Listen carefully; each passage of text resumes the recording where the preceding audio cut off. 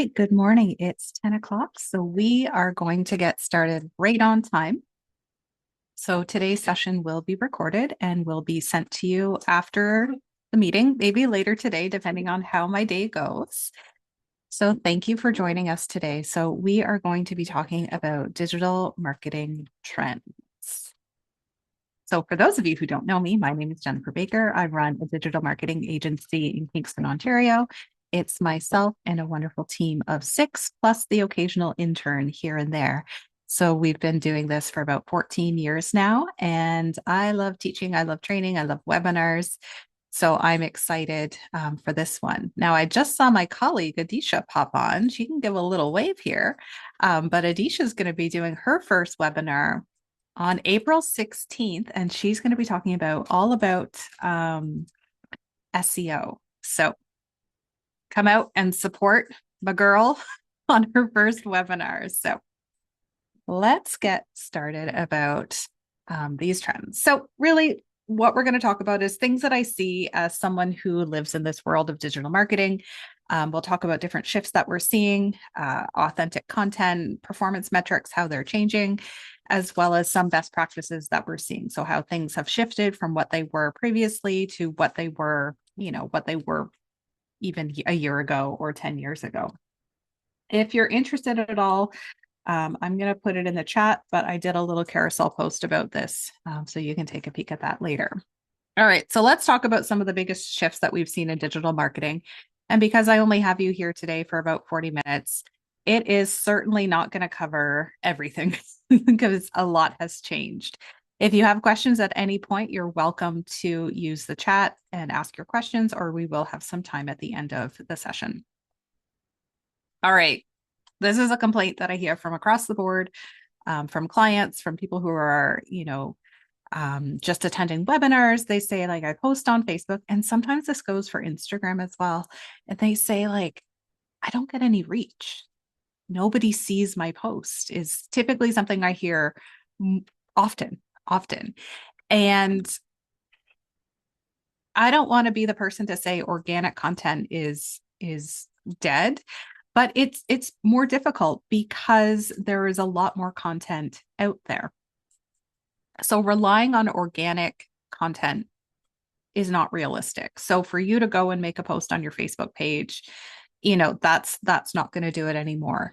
So a few things that we're noticing is, first, Facebook is becoming that pay to play. So you have a post, you might have to put some advertising dollars behind it, even to get to, your small catchment area. And then the other side of it is groups and community pages. And I know, at least in our office, we're pretty close to the Kingston Community Facebook group, and we always know all the tea and all the gossip happening and who needs what service provider. So these community groups, and maybe it's about finding one that works for your organization, for your business, but what Facebook community groups can you join and be a part of? And I'm not saying that you're going to go there and say, hey, we provide lawn cutting service, or hey, we do this art, come buy it. But being someone who can respond and say, what's this person looking for? Invisalign, we've got rental properties, who has the best, restaurant. You can go on sometimes as an anonymous user and say, hey, we provide that food. Or, if you're comfortable with your suggestion, it could be you personally, who is saying, this is what we do, or I recommend this business. So this is something to consider. Go out, find those community groups on Facebook that work best. So the other part that I mentioned were the meta ads. So back in November, December, Meta has released what's called the Meta Andromeda algorithm. So it's a large learning model that kind of has changed how Facebook creates and delivers advertisements. So what they want, or what they're looking for with their ads, is a lot of creative. And, I'm not saying do 100 different types of the same ad, but this is what they're kind of comparing it to. We want different types of advertisements. So if you're doing a single graphic, do 2 or 3 with slightly different colors. They're looking for content that includes carousels that people can swipe through. They are looking for content that is reels. So based on a user like myself or yourself, it's going to say, "Oh, Jennifer, she always looks at reels. Let's show her the reels." Or Heather, she always looks at carousels. Let's show the carousels and give two different options for those carousels, two different options for those reels. So typically, and depending on the campaign goal, you might have one campaign with multiple creatives. And this is the scariest thing in this presentation. And it will say AI will figure it out. And it's doing not a bad job. And certainly with some of our clients that we work with, some of them have fully trusted the robots and said, yep, let's go, let's see how it's going. And they're actually performing quite well and they're getting great results. They're getting great return on ad spend. So I'm kind of, at the mercy of Meta to see how this Meta Andromeda update is going to happen. All right, Heather, you've got a question. Yeah, hi Jennifer. Thank you. And you really nailed it there, like the scariness of the AI figures it out. For us, because we're a funded organization, the language that we put in the written part of our posts must read a certain way for the province of Ontario. Can you help me understand, can you specify which parts have to stay the same and which there's creative leverage Yep, with? great question. So within the ads panel, and I won't get into it too much today, but within the ads panel, you can set controls over it can be distribution. So we work with organizations that have regulated, age regulations, location regulations. So you can say, must be 18 plus or must be within the province of Ontario, but it can also you can put those guardrails up for copy as well. So if you say no, do not change this copy, it always suggests it, and you can just turn it off and say no. Meta will always push back a little bit and say, "Are you sure about that? Like your score is gonna go down to 77." But you can just push back. You don't have to use the AI for everything. And we find like we have to do this for some smaller clients because this Andromeda update was really meant for, I don't want to say like national brands, global brands that can ship worldwide. And that's great. Show my ads to anyone and everyone. Great. I can ship everywhere. But for some of the small businesses who say, I just want to target Renfrew, hey, I just want to target Kingston, we have to rein it in quite a bit. And Meta will scream at us a little bit, but you have to know that you're doing it because that's your service area, whether it's a service level agreement or whether you have approved copy, and we have that as well. Our compliance approves certain copy, and that's what it has to be. But just know that the system will scream at you a little bit, but they'll abide by it at the end of day. So great questions. I'm still learning about this as well. So if you've got more questions, we can certainly ask at the end. Oh, I like the hearts. All right, hashtags don't really matter. They honestly don't really matter as much. So if you had come to a presentation a couple years ago with me, I'd say, oh, yeah, we use 20, 30 hashtags. And now with Facebook and Instagram, a little bit to an extent with LinkedIn, the algorithm looks at the copy that you've provided and it looks at the content you've provided. So it understands what that picture is, or it understands what's in that carousel or that video, and serves the content to people based on those two pieces and not necessarily a hashtag. Because remember, hashtags only work if we're clicking on them as a user and we want to see, downtown Kingston, or we want to see hashtag cheers. That only works in that circumstance. So for those of you maybe who have Googled, or maybe ChatGPT is giving not great advice, but don't necessarily rely on those hashtags as a hack to increase reach or impressions. Focus more on the caption and focus on what's actually in the graphic or the image that you're presenting with that caption. So it's that appropriate keywords. So it's almost like SEO a little bit for your social media. Okay, so that one's kind of a tough one. And even if you're looking on Instagram and if people are still using large volumes of hashtag, you'll see that they're not even linked anymore. It's like the first three you can click through, you can tap through. but anything thereafter is just not available. Like it just won't link anywhere. So short form video. And this is a scary one for organizations, maybe who don't necessarily have like a full-time marketing person, a full-time comms person. Short form video is dominating.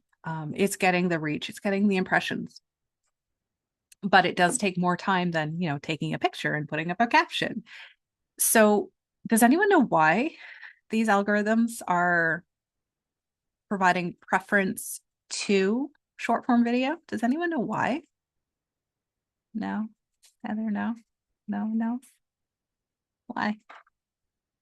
When we watch videos, we stay on the platform longer as a user, and they can serve us more ads.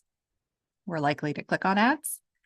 So the algorithms will serve us more videos, and you see them kind of across the board now, that prompt to either watch or to follow or to do whatever.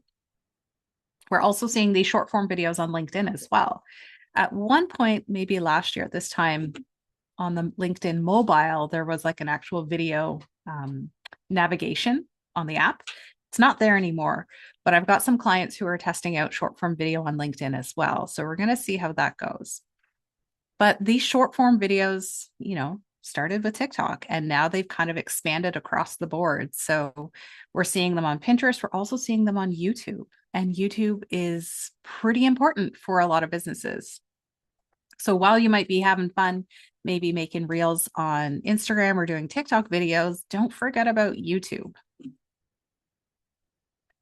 And the reason you don't necessarily want to forget about YouTube is it's a very popular social media platform, and most people don't consider it a social media platform, but 93% of people are using it. And I always give the example of my husband, who is anti all things social media, does not like them, watches YouTube, does not use Facebook, doesn't use anything, uses YouTube. And it's the social media platform for people who hate social media. And it's used by a lot of people. So if you are doing any sort of short form video, don't forget about YouTube. I've got one client who has built their page just with short form video. They don't have to do long, or they don't have to. They don't have any long form video. They have no intent to do long form video. It's just short form video at this point. Next most popular social media is Facebook. So yes, I know there's been a lot of pressure on the news and media, maybe friends and family who have said, "Oh, you should really be on TikTok. That's where everyone is." Well, it's number 4 on the list here. So yes, it is important. But when you look at it, that's just below 40% compared to what we see for something like Facebook, Instagram, and Instagram, and YouTube. How short is short form video? That is it in this presentation? I have a whole presentation on short form video. So short form video will vary depending on the platform. But when I say short form video, it's that vertical format video. Some platforms have up to 10 minutes based on upload download. And then some are minimums of 3 seconds. But I tend to find a sweet spot of 15 to 30 seconds, depending on what you have to say. So we're not looking for 2-minute long videos. We want like 30 seconds or under. And the key is to get your message across. Okay. Good question, Megan. Automation engagement. Again, this was a trend a while back. Some people still use this, which is why it's still in this presentation. And some people still experience this. I would say, like we see it on TikTok, we see it on Instagram, but the auto liking, auto commenting, where people, follow you and hope they follow you back, this follow for follow junk that, is 10 years old. We also probably get the comments that say, "We love your post, DM us at, at Toronto community, whatever account." Don't engage these automation engagement kind of bait. They're spammy. They don't really work. Even tactics like, and I see this a lot because I manage, I don't know, there's like 30 accounts. And I see this so often where somebody will want us to follow them. So they'll like the last 3 posts, follow us, wait for a couple days. And if they don't, they'll just unfollow us. I'm like, that's not real engagement. That's just that's not going to work anymore. So some of these things, so the first little bit is about those kind of auto engagement, but a lot of them do violate platform rules. They can get accounts throttled or banned. I know on Instagram, people like to throw around the word shadow banned a lot. That's, it's not really a thing. Typically, it's throttled, an account would be throttled. Um, but this low quality content that people do, it's not great for the algorithm. They're commenting so much, but nobody responds back. So that's kind of a red flag to them. And then the other piece to it, so that, follow through accounts, maybe someone will follow us back. That we're really looking for authentic engagement now. We're very hyper aware of the robots everywhere and automations and all of those bits. So we want that authentic engagement. So what does that word mean? What does authentic mean to people? Actually, that's a great question. Put it in the chat. What do you think this even means? What does authentic engagement mean?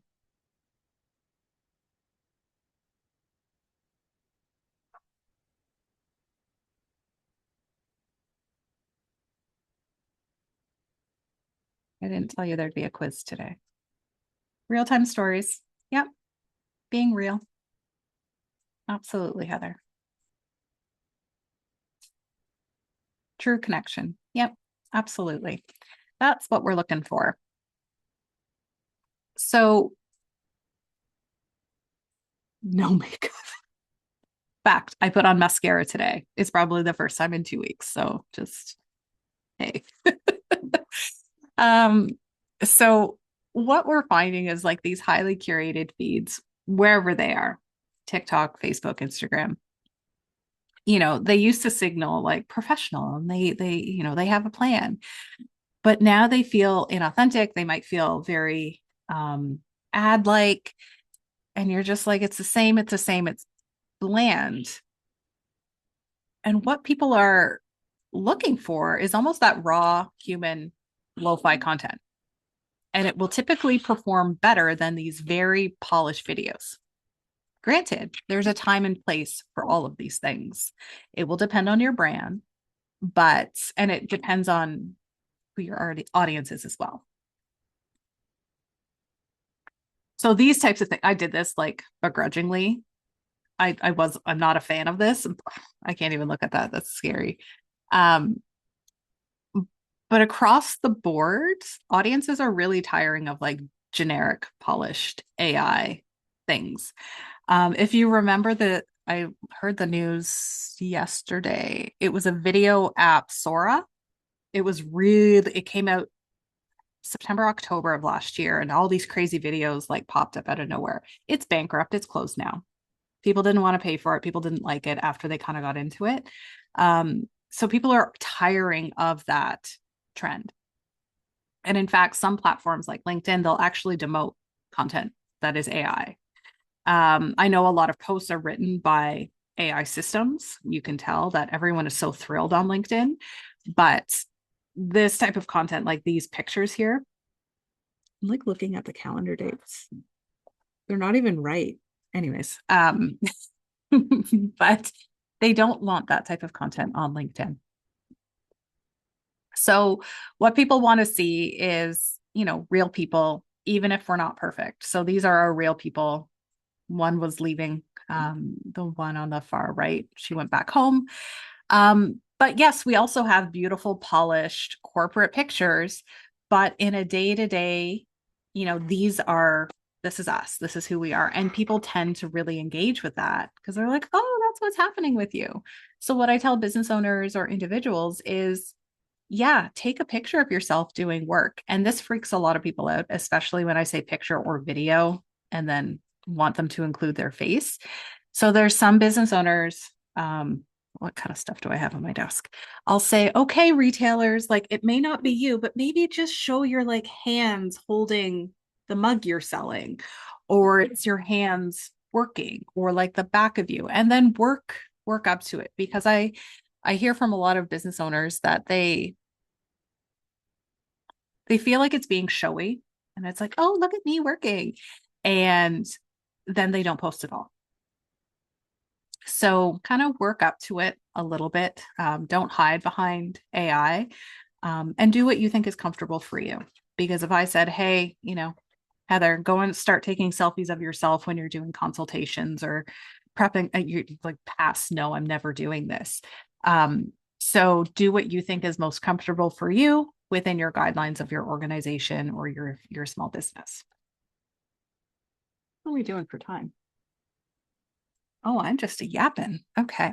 Any questions so far?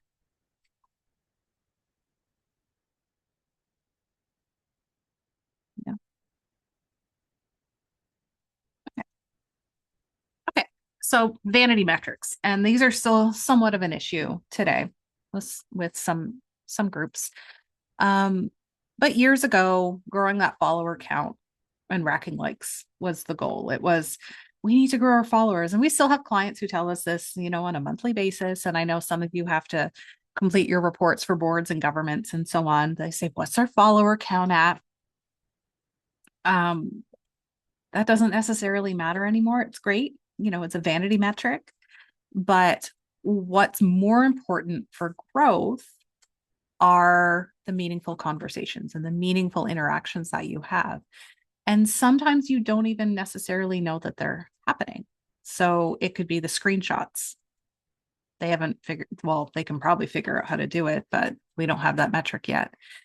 But more silent things like save, shares, comments we would see, clicks and conversions. That's what's important. That's giving everyone, the green flag to our accounts and what really matters end of day.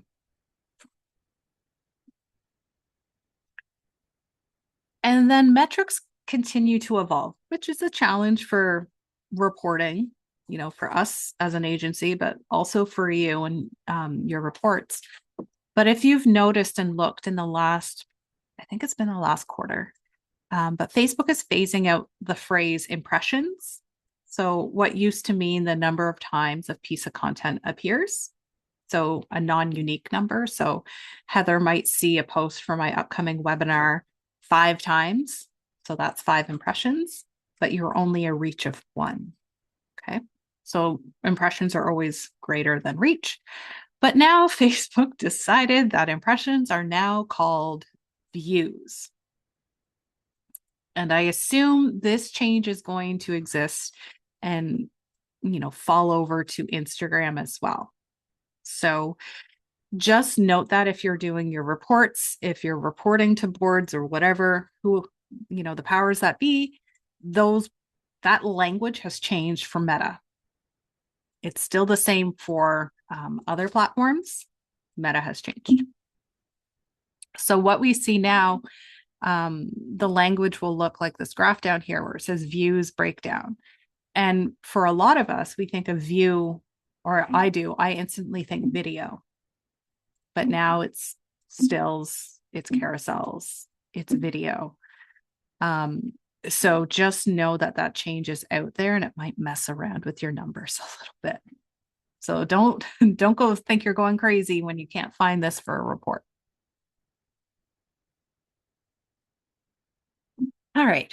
Now, this is probably the most important. Well, somewhat the most important. Dwell time. So it is the duration that somebody spends looking at content, even without liking, commenting, or sharing. It is that pause, that whatever made that user not swipe fast, what made them pause on it. So you as a user aren't even really doing anything. You're scrolling through your favorite social media and you pause. Now, whether it's intentional or not, I don't know, maybe your dog jumped on your lap or your spouse came over and started talking to you. That is dwell time. So if you were looking at a cat video, maybe you're not a fan of cats. But because that interruption happened and that pause happened, you are now going to be served more cat videos. And I say this now, and a lot of people will pause and say, oh, Yeah, I know that because you know the longer you spend on content, the more similar of that content you're going to get. So I've got right now an intern who's on this call, and I told her to do some research for financial like services videos. This poor woman now is going to be served so much information for financial data and research because I'm going to mess around her algorithm. But it's that pause, you know, not even clicking, liking, nothing. There's no action. It's just the pause. And that is called dwell time. And that is really, really important to the algorithm to hold that attention. Okay. So this is silent scrolling, dwell time. Really important. All right. Any questions before we roll on? We're doing good. You're delightful. We're all scared for the future. So Adisha, who is on this call, who is doing her own webinar, I stole this from her. So this is a preview. She pops on. This is a preview of what she's going to be talking about. But she did a presentation for our group a couple last month. And we were so impressed by what she said and how she put this together. But she spoke about modern SEO. I'm not going to make you talk, Adisha, don't worry. But the modern SEO practices, and it's really built into 5 different buckets. So for anyone who's looking at their website and looking at what we can do better, how we can improve it, how do we modernize it for AI? These are the tools that you're going to, or these are the pieces that you're going to be looking at it. So traditional SEO, but now with AI, we're looking at things like answer engine optimization, generative engine optimization, AI optimization, and search experience optimization. And all of those pieces go into SEO. Don't worry, I only took 3 slides, Adisha. I'm not going to steal all your thunder here. So when you're looking at any sort of website improvements, starting from the ground up or modernizing it for the future, this is what it looks like. We have to work with the tools that exist, but we also have to look at how AI is looking for information on our site as well as a piece of content. So Adisha summarizes it really good. So please sign up for her webinar. Adisha, if you have the link, you can put it in the chat. But this piece was so powerful. SEO helps people find us. AEO helps us become the direct answer. AIO helps AI understand our content. GEO helps AI recommend our brand. And SXO ensures users stay engaged and convert. So it is mind-blowing how SEO has changed, like the traditional SEO, because there's so many other components and elements that go into this now.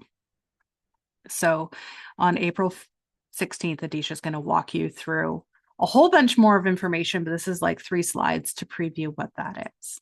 Okay.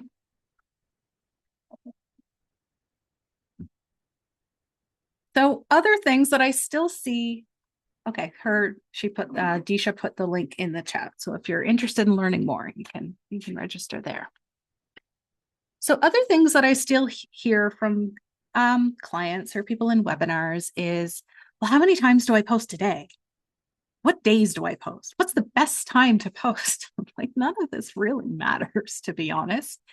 You could put it into ChatGPT. You could put it into, you could look at your metrics.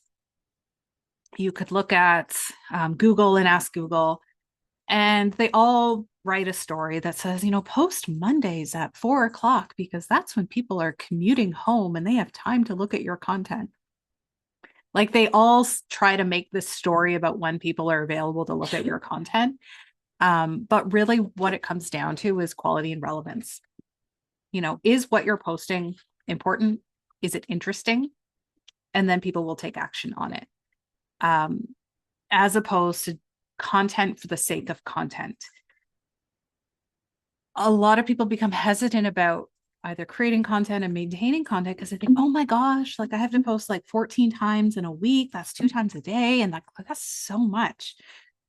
Yes, maybe some brands do that.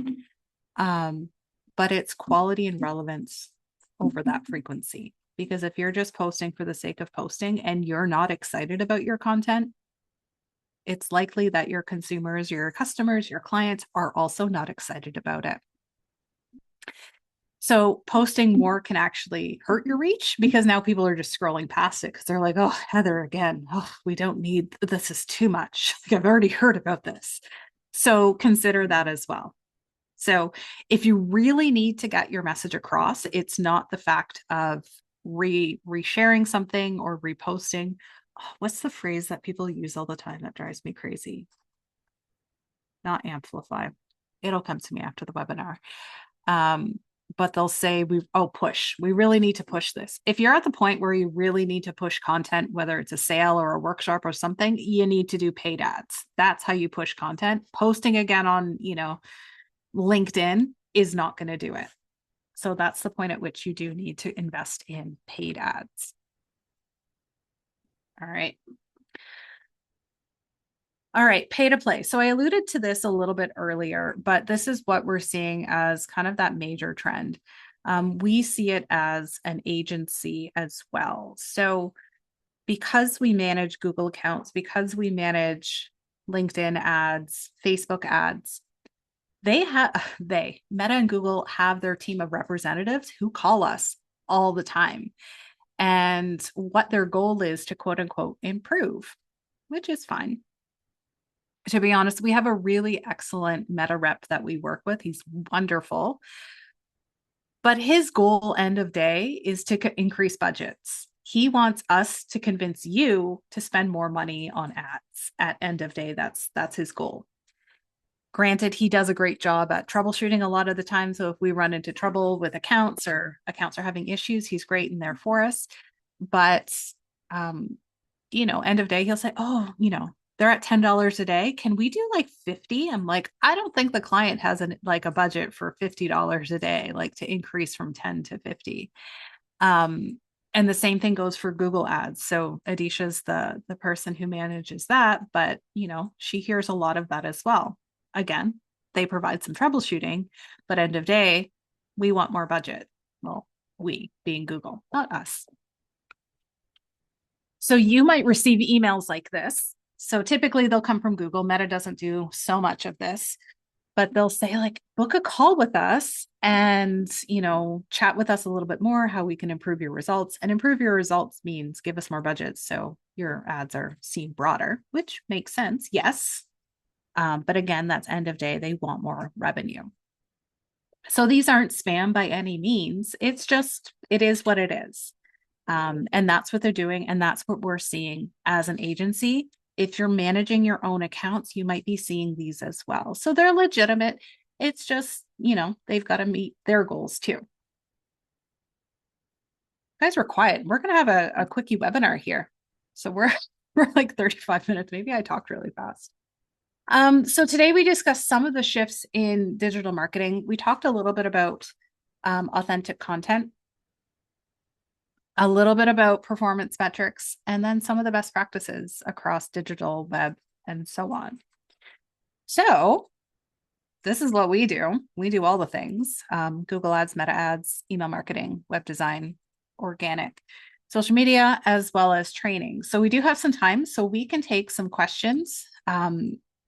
So you can throw them in the chat or you can unmute yourself and we can chat a little bit further. So thank you everyone for coming. I'll just sign off now. Whoops, not sign off. I'll just stop the recording now and then we can take some questions.